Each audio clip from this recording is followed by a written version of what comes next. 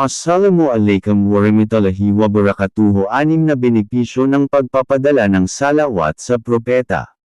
1. Mapapagaan ang iyong mga alalahanin at mapapatawad ang iyong mga kasalanan. Sinabi ni Ubay ibn Ka'b, nang tanungin ko ang sugo ng Allah tungkol sa dami ng pagpapadala ng salawat sa kanya, sinabi niya, gaano man karami ang iyong nais.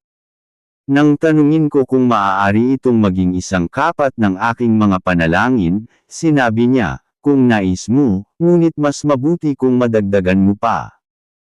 Nang tanungin ko kung maaari itong maging isang kapat ng aking mga panalangin, sinabi niya, kung nais mo, ngunit mas mabuti kung madagdagan mo pa.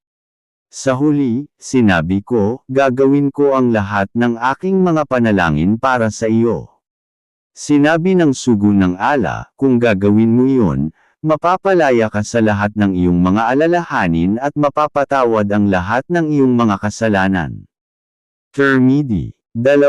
Magpapadala ang Allah ng mga pagpapala sa iyo. Sinabi ng propeta, sinumang magpadala ng pagpapala sa akin, ang Allah ay magpapadala ng 10 pagpapala sa kanya.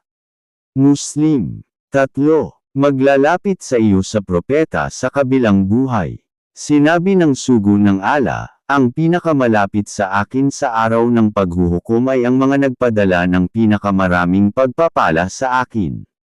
Tirmidhi. 4.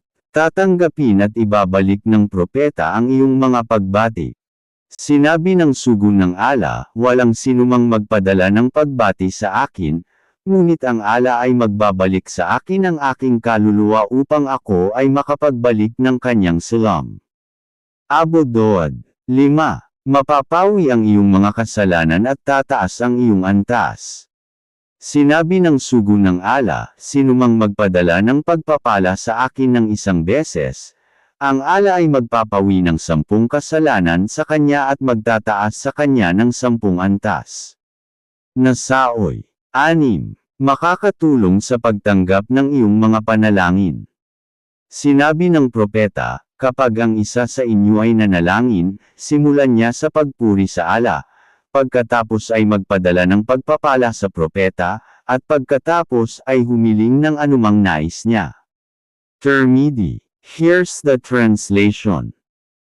Ang katotohanan ito ay pinatunayan ni Umar ibn al-Khattab na nagsabi, ang dua ay hindi tinatanggap sa pagitan ng langit at lupa, at walang anumang bahagi nito ang tinatanggap hanggang sa magpadala ka ng pagpapala sa iyong propeta.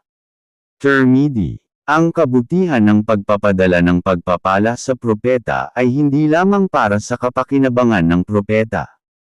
Ito ay nakikinabang din sa nagpapadala ng pagpapala sa kanya. Ang kabutihan ay malinaw na nakasaad sa maraming hadith. Mayroon nga kayo sa sugo ng Allah ang isang mahusay na ehemplo para sa kanya na umaasa sa Allah at sa huling araw, at na naaalala ang Allah.